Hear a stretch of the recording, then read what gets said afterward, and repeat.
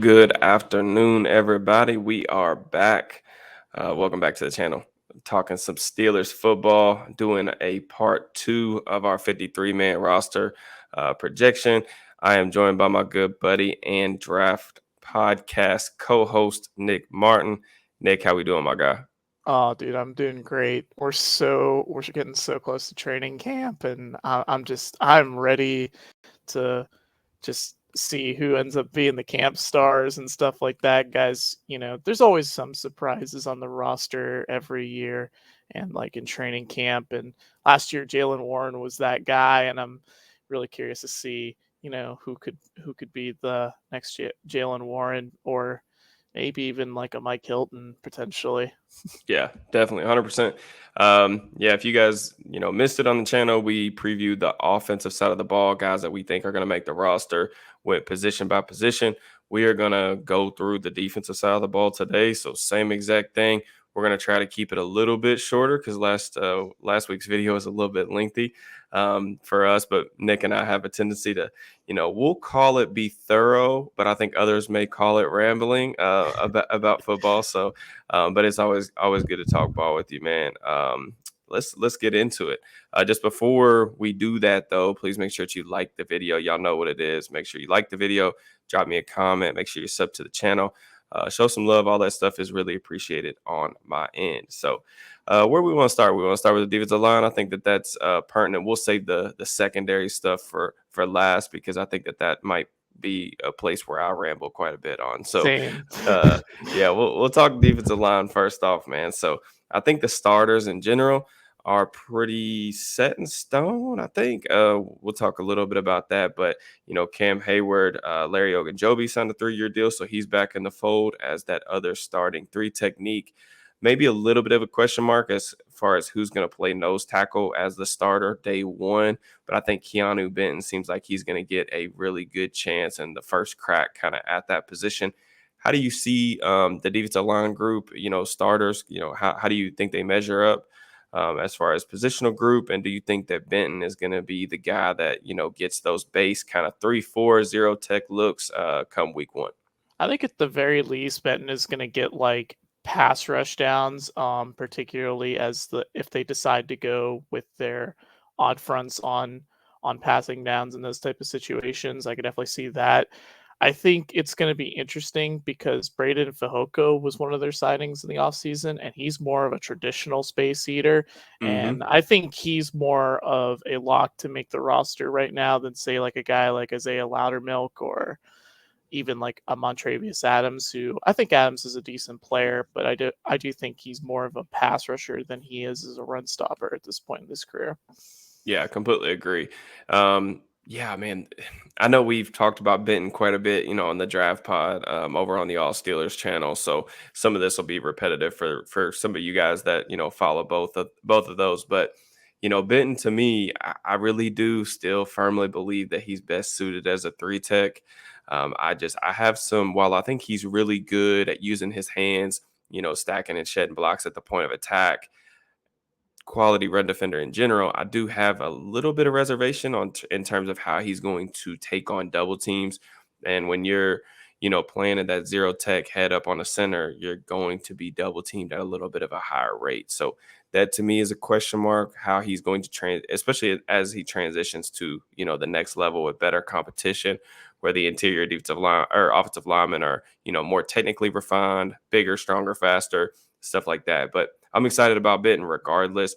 I do think that the decision to play him at nose tackle early on, he does have experience doing it at Wisconsin, but it is a way to get him more snaps on the field. You think Yeah. about, they kind of did a similar thing with Javon Hargrave back in the day, even though, Hargrave wasn't your typical, kind of zero tech guy. We've seen him flourish kind of as he went to Philadelphia. Now he's in San Francisco, but I'm excited about that group. Cam Hayward, man, he's still somehow defying father time. He had an incredible second half of the season last year. I think Larry Ogunjobi is probably a guy that, I wrote an article today for the All Steelers site that I'm looking forward to him being a potential bounce back candidate. He was really banged up last season. So I think that that group has a potential to be really, really strong in terms of, the starters up front. Let's talk a little bit about the depth guys. Who are some guys that you're keeping an eye on? You already mentioned Fehoko. Completely agree there. More of a traditional nose tackle capable of, two gapping in the middle. But who are some other guys you're excited about? I'd say Armand Watts. I think he can provide a little more juice as a pass rusher, and just he can probably do a lot of what we would think DeMarvin Leal could do as a pass rusher on the interior. But I think we're still a little hesitant on Leal right now because he's just so lean in the lower body, and I'm really curious to see how he shows up in camp and whether he can hold up more at the point of attack because they had him playing all over the place last year. And we just don't know what type of player DeMarvin Leal is and whether he's just always going to be a tweener in his career. But also, like, we saw a lot more juice from him as a pass rusher coming out of Texas A&M than we did. In fact, even in I saw you mention this a few times on your Twitter. You saw him, play better in the preseason than he was during the I don't regular know what season. happened, man. I'm so confused by that. I just, like you said, dude, he was in the preseason. You were still showing, like, he was showing that bag of pass rushing tools that he had coming out of A&M. He had a pretty vast toolkit of moves. And then he got into the regular season, and it's like he just forgot how to use them. I don't know if it was, just the big jump in competition, going from playing against, third stringers and late preseason games to playing against, starting caliber offensive linemen. Pass rushers do typically take a little bit to make that jump. Like you mentioned, Leal was played all over the dang front last year. He got some time at edge rusher, played a little bit of three tech. So they asked a lot of him. He also had I think it was a meniscus injury that, caused him to miss a little bit of time. Leal to me is a complete question mark in terms of what he's going to be. Um, they need to find that out though, because, he was a guy that I had kind of pegged moving forward as a potential starter on this defense. And I wouldn't say that I'm giving up on him or waving the white flag or anything like that, but he's a guy who needs a strong summer, maybe not to make the roster, but to make us feel a little bit less uneasy about, his future or him hitting his ceiling. Cause he was Yeah. only 21 years old last year, I believe. So you mentioned Armand Watts, man. That dude that dude has a little bit of juice. Really likes that double swipe pass rush move. He wasn't quite as effective last year in Chicago, but if you go back to his final season with the Minnesota Vikings, he racked up 33 pressures, 6 quarterbacks hits, and 5 sacks according to Pro Football Focus. I went back and watched a couple games with the Vikings, and I think that he's another guy that has played some different alignments. He's played some nose, he's played some end. I personally view him little bit more as a defensive end in general, at least in this system. But he's a guy definitely to keep an eye on. I think that the clock is running out on Isaiah Loudermilk. I think you mentioned that a little bit earlier, but is that kind of where you're at with him? Yeah. Yeah, I didn't I had such a hard time fitting him onto the roster from, just looking down the roster, and there's just a lot more talent at the other defensive line guys like Watts, Leal. There's Loudermilk just doesn't stand out in any one area, Hmm. and I know, like, once upon a time someone tried to compare him to Cam Hayward, but he's just not that type of player. He's just at times he was playing really light last season too, like Hmm. almost lighter than Leal at times, and I'm very curious to see, just I just don't think he has a place on this roster right now as it Yeah. stands. But injuries can always change that. He can Yep. always surprise us in camp as well. Yeah, so maybe he's a guy that takes the leap that Coach Tomlin talks a lot about in terms of third year guys. But it'll be interesting to see, man. It's gonna be competitive up front. But let's move on. Let's talk a little bit about the edge rushers. Big news this week was the Steelers signing Alex Highsmith to a 4-year, $68 million extension. I know that no one was probably more excited about that extension than you were. I know that you've always been a big supporter of Alex Highsmith, a big fan of his game. So let's talk a little bit, man. TJ Watt, Alex Highsmith, dynamic duo, kind of both in the fold for the foreseeable future. How confident are you feeling about that kind of as we move?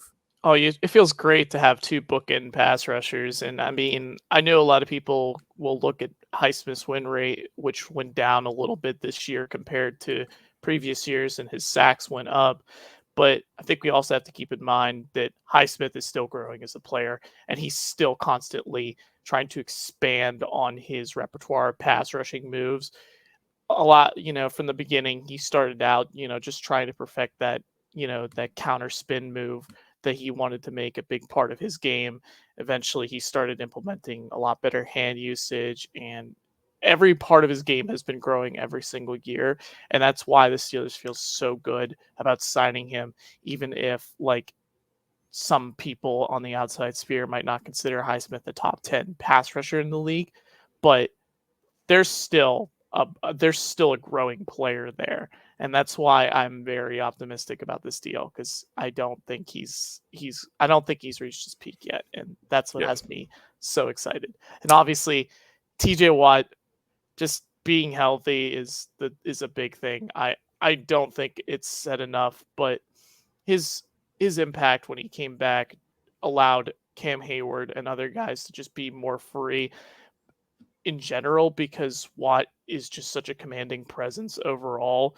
And I think sometimes when we look at other edge rushers around the league, I think a lot of people forgot just how good Watt was overall, just because he was injured last year. But I feel like he could have some extra motivation looking at some of those edge rusher rankings, Yeah. and all those guys who are ranked ahead of him, some leaving him out of the top 5 entirely, which is Bizarre. absolutely insane to me.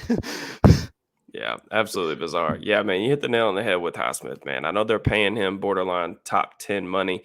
But I think the big thing is, man, when we talk about contract extensions, it's not necessarily, it is about rewarding guys for what they've been able to accomplish, but it's also about the type of player that they're going to be in the future. And I think that, Highsmith, he's gotten better and better every single season. And regardless, I think the big thing, the next thing to figure out is, how much more do we have to unlock? Can he add a little bit more power to his game? Can he be a little bit better with his hands? Can he, not be as overly reliant at times on that inside spin counter? Can he get a swim move? Can he get something like that? So, I think that the production speaks for itself. Highsmith had an awesome season last year, definitely deserving of getting that bag. I'm glad that we don't have to worry about that. And having two Yeah, premier players, but also at a premier position. We talk all the time about how important the outside linebacker position is for this defense. That's having that taken care of for years to come is awesome. And I do agree, man. I'm not somebody that pays a ton of attention to, the rankings from the national media, just because I think that that is such a difficult job to rank guys that don't get to see every snap of. But I do think that TJ is going to come back with a vengeance this year, just because I just do not see him taking. I know he hears the noise, people putting, Miles Garrett, which there's a lot of great edge rushers in the league, yeah, man. It's one of the most talented positions league wide. But some of these guys that people are trying to kind of prop up over him, it's like I think Watt's gonna try to remind people about, okay, y'all might have forgot because I wasn't healthy last year, but I'm still that dude. So very much in the prime of his career, they should have one of the top 2 to 3 edge rush duos in the league this season. That is my expectation, that they're getting paid like it. As long as those two guys are healthy, this defense is going to be led by that pass rush. But I think there's some intriguing names kind of behind those guys. The Steelers drafted Nick Herbig out of Wisconsin, very familiar scheme there. They brought in Marcus Golden recently. loved that signing. Yeah, film rooms are on the channel for Highsmith, Golden, Herbig. If you guys are interested in those individually, y'all can check those out. But yeah, really like the Golden signing. Let's kind of start there. For me, the Golden signing was necessary because I think that they needed a guy that they could rely on in the event that one of the two starters went down, that was capable of playing 60-70% of the snaps, where I didn't see that on the roster right now, particularly because of how hard Golden fights against the run. Despite Yeah, that lack of length, just plays incredibly hard. And that translates to his pass rush game. He's a little bit different. He's not quite the explosive guy that either Highsmith or Watt is. more of a kind of a power guy, in my opinion. But definitely a guy that, even at 32 years old, I think now, he's always been really productive just because the dude plays a million miles an hour every single snap. And I love that. Yeah. You mentioned that intensity that he plays with, and he is an absolute like power rusher through and through. Even going back to his days in Missouri, he was. I remember the combination of him and Shane Ray. A lot of people talked about when those two were coming out of college, and Golden was always so interesting to me because he was such a technician at the position, and he ended up just carving such a long career out of it in Arizona of all places. Right. and and he was just able to just be a consistent pressure guy. Not necessarily a consistent sack guy. He was always consistent with his pressures. And the fact he was so consistent as a run defender as well, that's the biggest thing to me, the difference between past edge threes that we've had on the roster compared to Marcus Golden. And you hit the nail on the head in that regard.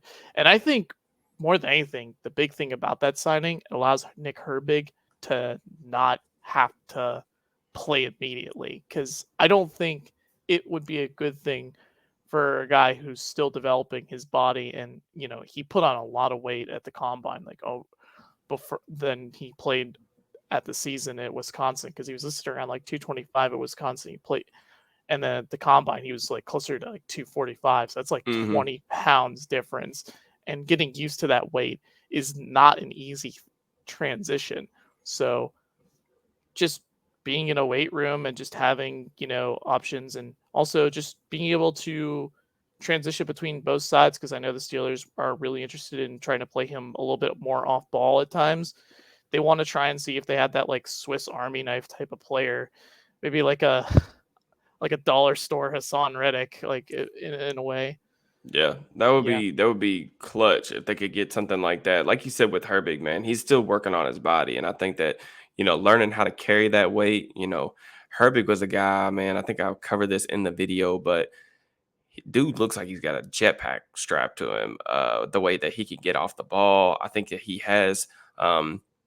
Some decent hand usage for a guy that's not, the biggest or longest guy, kind of similar to Golden in that regard. Um, but, figuring out where he fits long term, I think that he's definitely more of a long term kind of project, whether it's at edge rusher, whether it's at off ball. I still think that he could carve out a small role on defense. But his primary, goal this year is going to be figuring out his body. What does he need to be playing at? What is he comfortable with? Can he stay healthy with that additional weight? Can he remain explosive? Kind of some of the conversations that we were really having with DeMarvin Leal last year, yeah, right? With Leal putting on that additional weight, getting over 300 pounds. So I'm excited about both those guys. Quincy Roche, they brought him back. He spent a little bit of time with the Giants. He played a decent amount his rookie season. Former, I think, 6th round pick with the Steelers a couple years back. yep. Didn't play as much last year, but he's also a name to kind of keep an eye on. Maybe not for the active roster, but definitely for the practice squad. Who knows? We'll see if they could potentially keep 5, but depending on where Herbig's kind of official designation lands once we get through the summer. But let's move on to the off-ball linebacker group. This to me is one of the biggest question marks on the Yeah. team in general. I think that there are a lot of questions that really we need to see answered. The inside linebacker room, man, over in the recent years has been a complete mess, in my opinion. It's been pretty rough to watch at times, but wanted to get your thoughts on the inside linebacker room. Bringing in Cole Holcomb, Landon Roberts. This is a completely new group that we are seeing. Um, Give me your confidence level in this group and kind of how you see some of these roles being defined.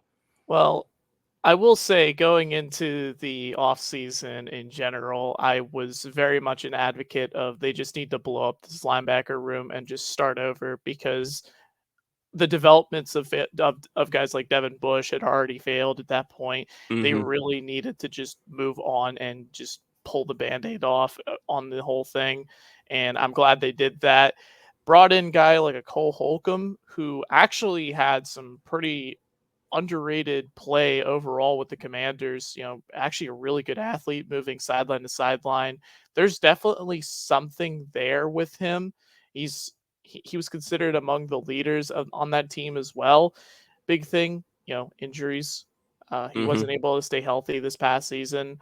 Another thing, with Holcomb is he like a true, guy who can survive in coverage down to down as well? And I think big question I have overall is I don't think the Steelers have like their linebacker one on this roster, but Holcomb to me could be that guy who solidifies himself as the potential running mate to whoever ends up being that guy down the road. Landon Roberts, we talked a little bit before the show. He has always actually been one of the more underrated players in the league, especially as a run stuffer. You know, during his time in New England, he was good in that role. Especially, he can blitz too. Like he's a good pass rusher, and I hope they use him a little bit more in that role. Roberts, just in general, he's really, really adept moving sideline to sideline. He has really good eyes. He doesn't get lost in trash at all, and that's one of the things it's a big upgrade compared to guys like Devin Bush, who always had their eyes all over the place, and you held your breath on the run fits, which I feel better about this team in terms of run fits with the off-ball linebackers going Yeah. in, but I'm just not sure there's long-term solutions right now on the roster. There's some hope about Mark Robinson right now, but they've almost like tried to put water on the fire a little bit a few times when he's been brought up, and it'll be interesting to see what happens with that whole situation. But yeah, this is an interesting linebacker group. It's definitely not. I don't want to say bad, but it's definitely not like something you want to hang your hat on. Right. Definitely not something that I would classify as a strength if I'm just going up and down the roster. But, you kind of hit the nail on the head with Holcomb, man. Really good athlete. Definitely does a good job not getting out leveraged. He has, that sideline to sideline speed. He is somebody that you do need to keep clean. So we talked a little bit about, Benton's ability to take on double teams, how they're going to, play in those base down situations. He's not a stack and check guy. So you do have to keep him clean. But plays with quickness. I think he has solid eyes and a good athlete in space, even though I wouldn't classify him as a coverage guy. But he can Yeah, hold his own out there and do some decent things for you. Roberts, to me, is kind of that throwback thumper type. He reminds me a little bit of a Vince Williams, kind of that archetype a little bit. You remember the Steelers really back in the day would blitz Vince Williams a good amount up the middle. And Roberts has always been in kind of those amoeba type schemes under Bill Belichick and then Brian Flores. And even last year with the Dolphins, kind of similar type of things up front. You get this dude, coming through the A gap. He has violent intentions. He is a good stack and shed guy, a pretty good run defender as well. He's at his best when he's near the line of scrimmage. The problem with Roberts is he's a very defined role type of player, not someone that you want in space. He's, kind of a fish out of water a little bit in that regard, in my opinion. Mark Robinson, we saw him get a little bit of playing time down the stretch last season, but we're still really working with, a handful of, 50 snaps or whatever. Some missed tackles were an issue, but again, Roberts, a similar type of downhill thumper type. We need to see how he's going to hold up in coverage. They brought in a bunch of these kind of cast offs, Tanner Muse, and some other guys. Who do you see? Marcus Allen's no longer here. I think special teams is going to play into this conversation, but who do you see being that like fourth or fifth guy, or do you see that potentially coming from the outside in via a late training camp cut or a surprise trade or something like that? Maybe not a starter, but another depth guy. I wouldn't be surprised if they did bring in someone else, but I think they're looking at Herbig as kind of like the Swiss Army knife of the linebackers, so they don't have to carry as many linebackers like traditional off-ball linebackers on the roster. So I could see them, keep Holcomb. obviously Holcomb and Roberts are making the roster, but I'm not sure if a pure special teams guy like a Nick Witowski will necessarily make the roster. But if they're not feeling comfortable about Mark Robinson in that regard, then I would definitely understand why they would, you know, keep a guy like Nick Witowski around. Just because they definitely want to make sure that they're secure on special teams. It's always the big thing with the final roster spots. You Yeah. have to be able to play special teams. And if you Yeah. don't, you often end up on the practice squad. Yeah. I think Muse is an interesting player because he played some special teams. He got a little bit more playing time with Seattle last season. He was overdrafted back in the day, but he's always been a Yes. really good athlete, played some safety at Clemson.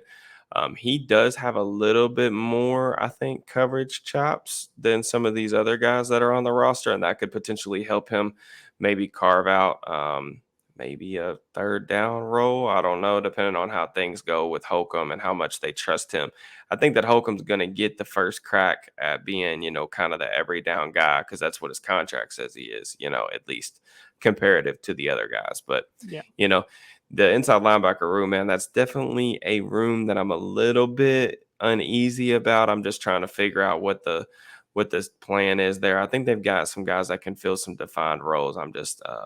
I'm hopeful that they've got it figured out because it's really been a revolving door over the past couple seasons, just with random free agent signings, trades, just trying to get adequate play. And I think that they've really gotten pretty much below the bar kind of play from their inside linebackers for quite a while now. So, well, before we move on to the secondary, this is probably the going to take the most time from our perspective. Just before we move on, please make sure that you like the video, subscribe to the channel, drop me a comment. All that stuff's greatly appreciated. Where we want to start? We want to start safety or corner. I'm thinking we should start corner because I think we should Okay. get. Yeah, because I think, and this is where we're gonna probably end up talking the most. Yeah, let's start with the corners, man. Cam Sutton is now in Detroit. That was a big kind of move early in free agency. They kind of supplemented that by signing Patrick Peterson to a 2-year deal. Levi Wallace is back on the final year of his 2-year contract that he recently signed. And then the team drafted Joey Porter Jr. No Arthur Millette, brought in Chandon Sullivan, some other guys to potentially compete inside the slot. How comfortable do you feel with this group? Who do you see kind of being the starters, as they kind of come out of training camp?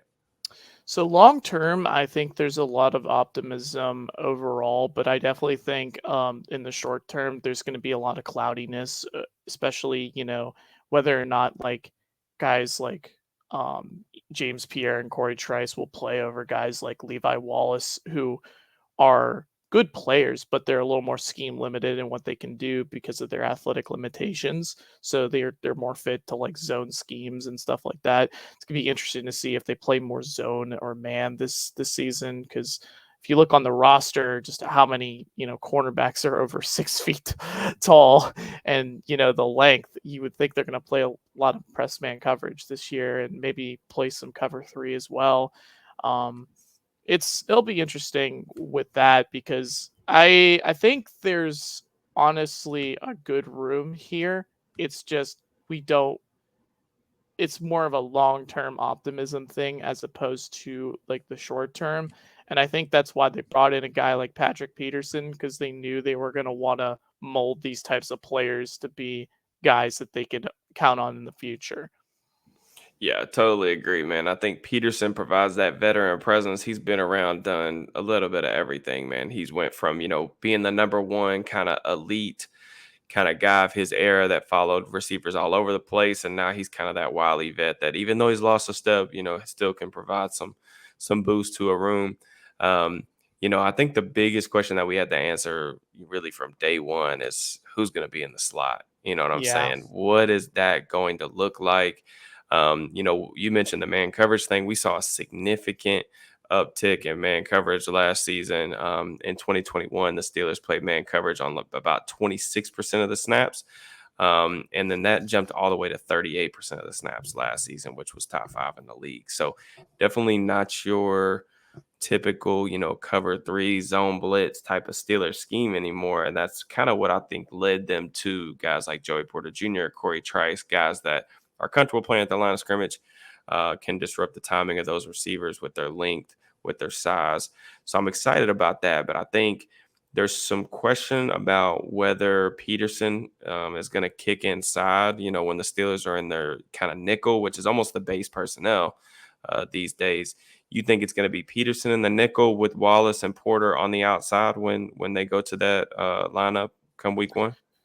I think it's gonna be it could be a little bit of a revolving door, especially Okay. during training camp, because I think they could potentially play Peterson just all over the place. They might use him more like a Swiss Army knife. They might start him out more like in base downs as like the outside corner, and then like on passing downs, maybe they shift him into the slot. It's really interesting because I think a lot of it is gonna come down to do some of these potential guys like Shannon Sullivan and maybe Duke Dawson show a little bit in terms of their capabilities in the slot. Um, just to get a little bit of a conversation going on the slot corners.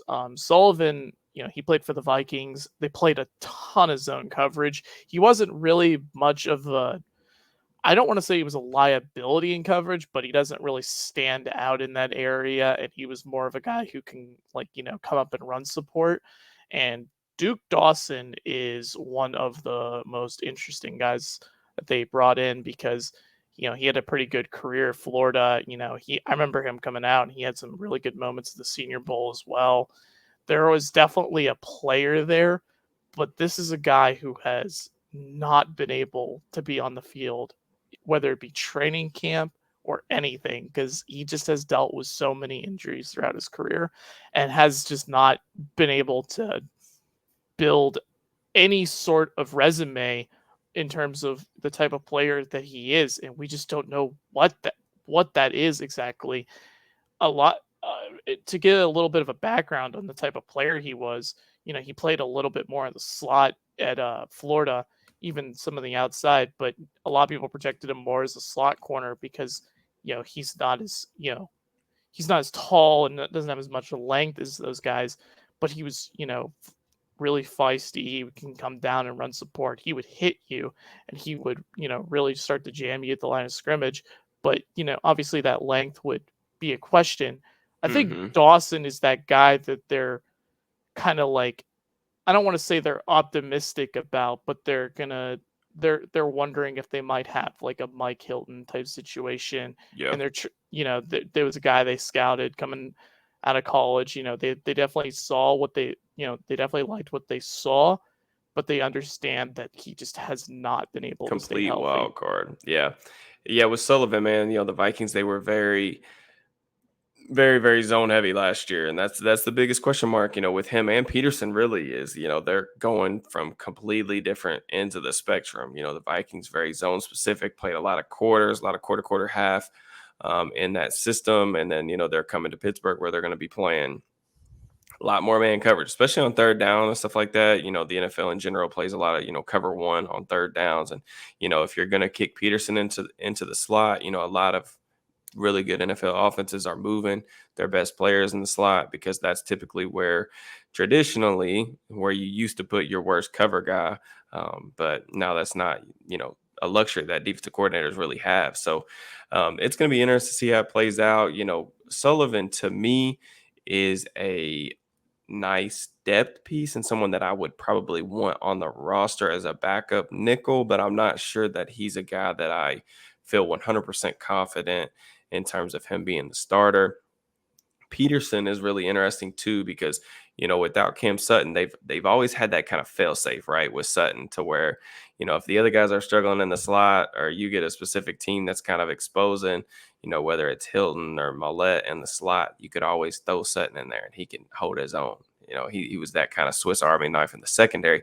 They don't have that option anymore. So I think that the big thing of the summer for me is figuring out what the rotation and the kind of the spectrum of responsibilities are going to be for the secondary. But I'm really excited about Joey Porter Jr. I think that Peterson moving around the formation is going to give us the opportunity for him to get on the field earlier on, which is exciting. Yeah. Um, you know, them having a press man corner, this is the most size that they've had in the secondary in forever. With him and Trice, man, they've got I just brought up this term, but it's almost like the Decepticons out there, like just how long they are, how big they are, how physical both of those guys can play. I'm excited about that.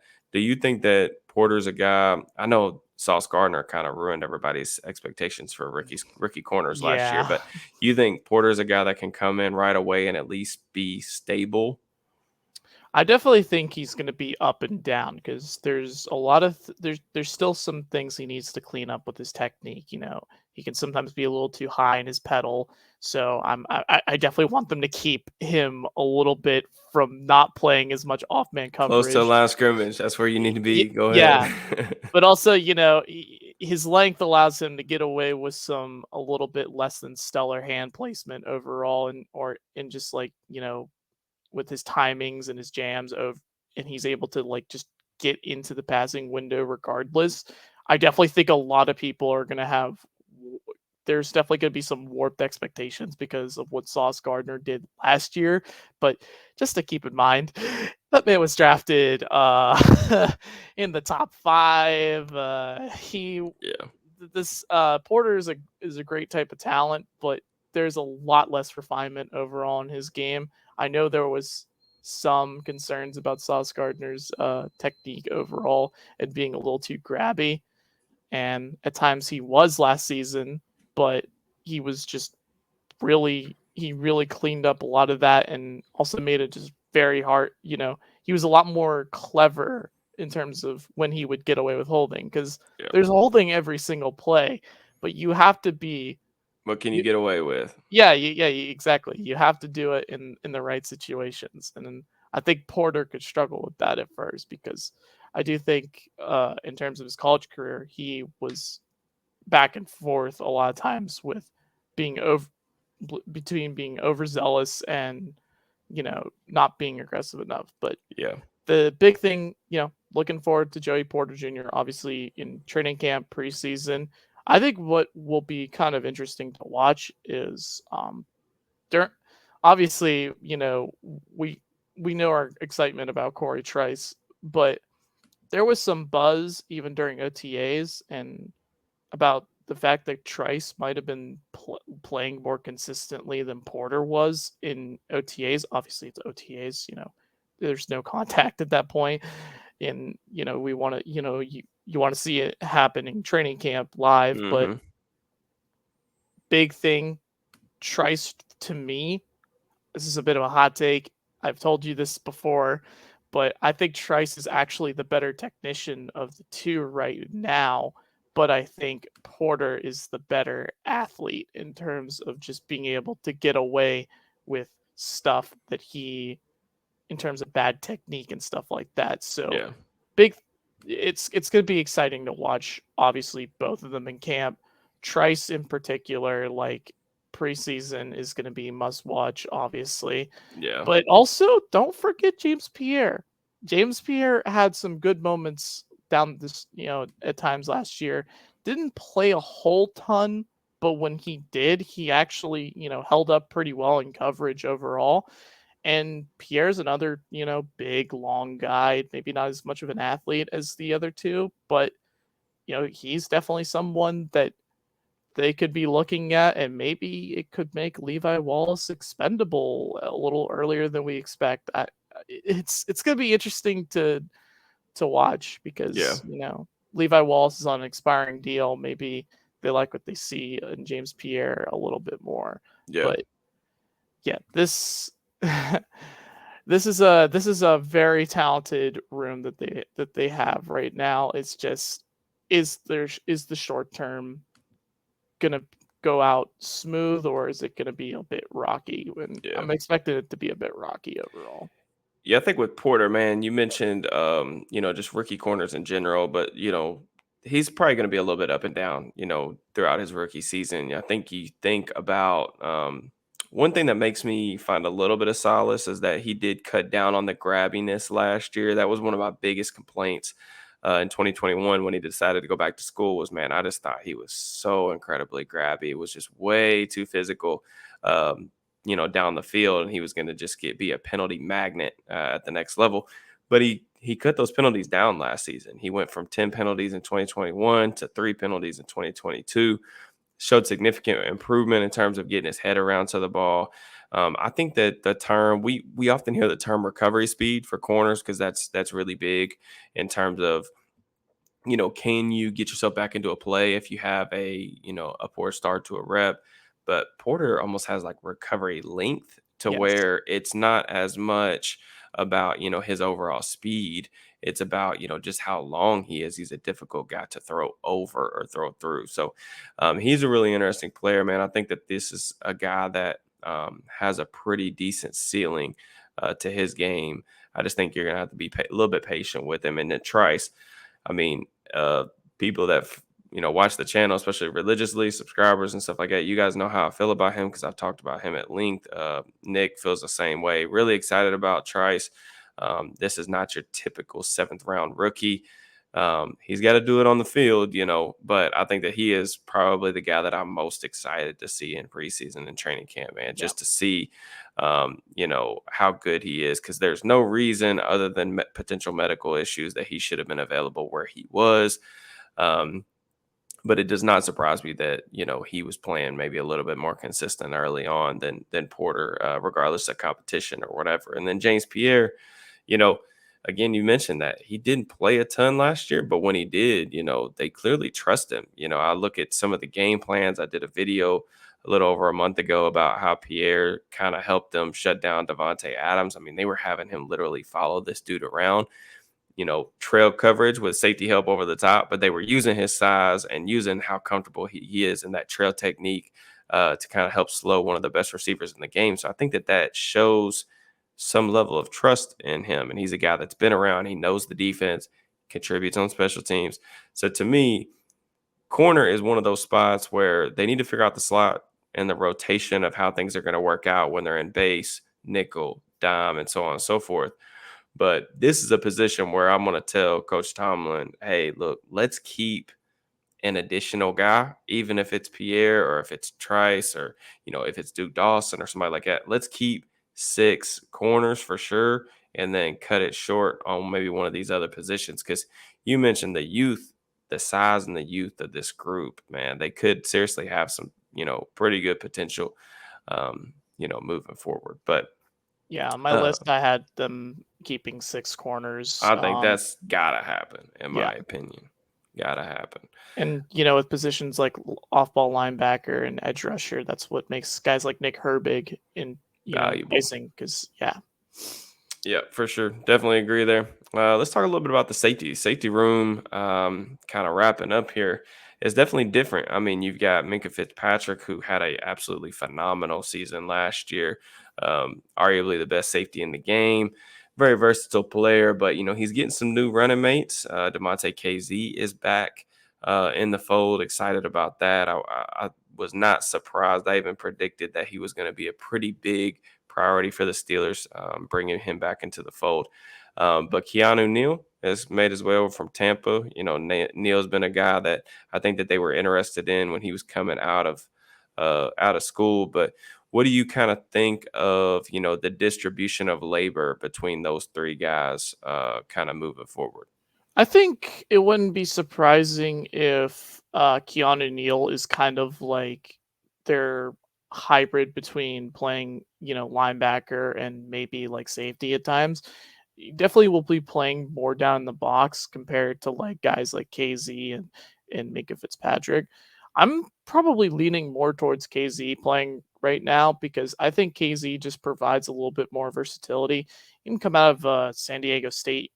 He came out in, I believe, the same class as Cameron Sutton, and there were questions about whether or not he was a safety or if he was a corner. And at times he's shown the ability to do both, and maybe not full time as a corner, but the big thing with him is he has balls like compared to Terrell Edmonds, like the ball skills of Demonte KZ, they are really, exceptional at times. And he didn't play a lot, but when he came back from injury, you could see his impact and his nose for the ball because he was constantly around tip passes. He was in the area consistently. and that's a big thing overall to just have, especially with a guy like Minka Fitzpatrick who is already a ball hawk in his own regard. So I think overall, like they're gonna play KZ more, but you might see a guy like Keanu Neal play more in like sub packages, if that makes sense.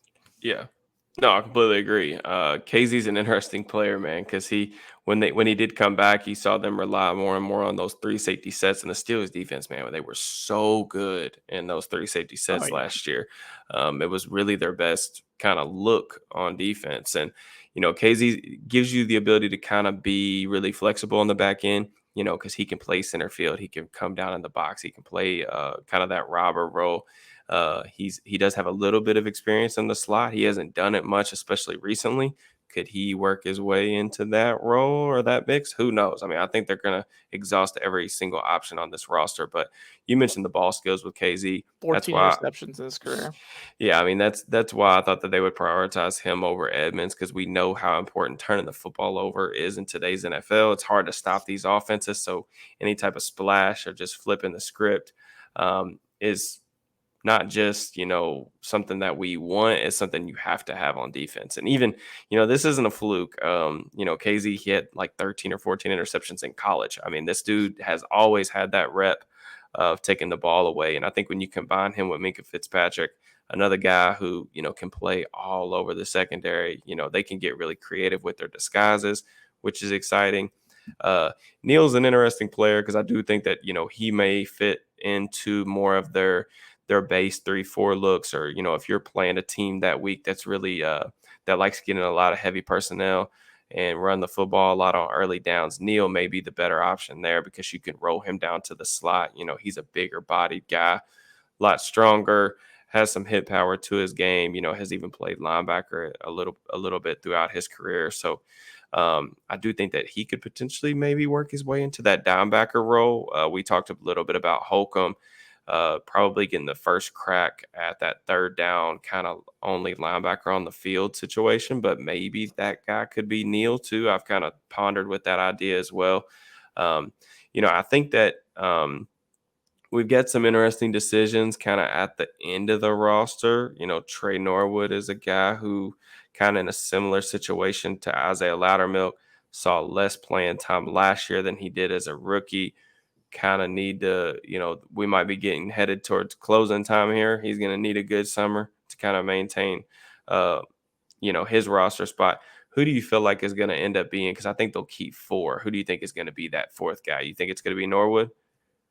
I actually wouldn't be surprised if it comes down between him and like a guy like Elijah Riley, who they seem to be, Yeah, they were interested in the preseason, especially because they're, he's making plays against them at times. And, Mark Hahn and Mike Tomlin were very familiar with his game, big guy, around, if I believe, yeah, he's like around 6 foot, 205, really solidly built safety, could probably provide bit more in terms of what he can do on special teams. I think that's always the big thing on when it comes to these guys on the roster. definitely. Because and another thing we need to talk about, Trey Norwood.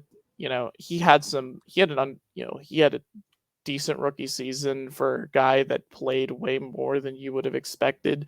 But I think those limitations, particularly his athleticism, are becoming apparent every day when he plays more and more. And I think they're just going to have to pull off the band aid at some point. Obviously, I think Miles Kilbrew is a lock because he's just an awesome special teamer Yeah. through and through. So, but I didn't. I had. Did they have Tanner Muse listed as linebacker or safety? Because when I pulled up the reference sheet, it was at safety, so I wasn't sure. Really? That's Yeah. interesting. I honestly, I've been putting him in with the linebackers, but Hmm. that could be, another option right there. Yeah, you mentioned Killebrew, man. Yeah, he's with so much change. You think about some of these guys that have left the special teams group in the offseason. No more Marcus Allen. Derek Watt's gone. Benny Snell's gone. We need some familiar faces Yeah. in that room. I know special teams coordinators, kind of have it rough because, they're constantly seeing a lot of turnover because, if you're coaching really, really good players, typically those guys get bigger roles on offense and defense, leading them to play less on special teams. Um, Killebrew's, been a rock solid special teamer for a very, very long time. That's interesting. Yeah, Tanner Muse, I could see them potentially maybe trying him at safety. Big thing with Norwood too, the athletic limitations are kind of there, but also like he's an atrocious tackler. I mean, you saw it in preseason. He's a guy that's gonna need a really strong summer, in my opinion, to make the 53. And Agreed. Elijah Riley, did work his way into the defense a little bit due to injuries at times last year. They tried him in the slot, so that's another name there. I think the biggest question mark, man, in terms of day one, is who's playing in the slot. That's my biggest fear a little bit about this defense right now. Overall, I still feel like that this defense looks really good on paper. They have the stars. They've got, very good foundational pieces and Watt, Hayward, Fitzpatrick. Now Alex Highsmith's locked up for the long term. They got the stars, man. It's really just about, developing these young guys and then figuring out what's going to happen in the slot and getting at least average play from their off-ball linebackers. If they do that, or at least most of those things, I think that this has the potential to be a top 5, top 10 defense for sure next season. But um, I think that about does it for us. Do We we cut want it to little bit do short. Go ahead. do we want to mention the punters potentially? Because I know Man, I some. could go on and on about that. Nah, I'll let you go off on the punters because I know people be yelling at me in the comments or whatever. But yes, I do agree that they need to bring in plenty of competition at the punter spot. Yeah, I believe they brought in Brandon Mann Brandon as Mann, yep, yeah, as competition potentially for Presley Harvin. Um, honestly, that's my biggest problem with Presley Harvin is just the consistency. It's all over the yep, place. You could have games where he's downing it, at the 5 and booming 60-yard punts, and you'll have some games where he's shanking it like 20 yards, and it's that inconsistency is maddening to not only your not only the special teams coordinator, but also the defense that has yeah, to go back bail onto the you out. field into Yeah. those in those situations. And the Steelers defense, they had to bail them out quite a bit at times. And Yeah, w- it's going to be interesting to watch because Harvin, like you said, the can he be relied on? I think yeah, that's there was obviously some very difficult situations that he was put in, yes, given the things that he was dealing with as a rookie. But last season was just as inconsistent. I feel like, if not more. So, incredibly frustrating player. Like you said, you see some of the flashes, but it's just I'm not sure that he can be relied upon, man. So I'm glad that they brought in some type of, competition. I thought that that was pretty bizarre last year that they did not yeah, push that envelope a little bit more, but such is life. Like I said, I'm not about to get off on a tangent because I know I complained about that a little bit on Twitter last year. Um, but Nick, brother, I really appreciate you doing this with us. yes, sir. Appreciate everybody for tuning into the video. Just once again, if you watched all the way through, please make sure that you like the video. Make sure you drop me a comment. Let me know what you guys think. Let me know like who you guys see making the roster, who you all are most excited about as we head into the summer training camps. Just a number of days away now. Again, make sure you subscribe to the channel. Follow Nick and myself on Twitter, and we will check you guys next time. Peace.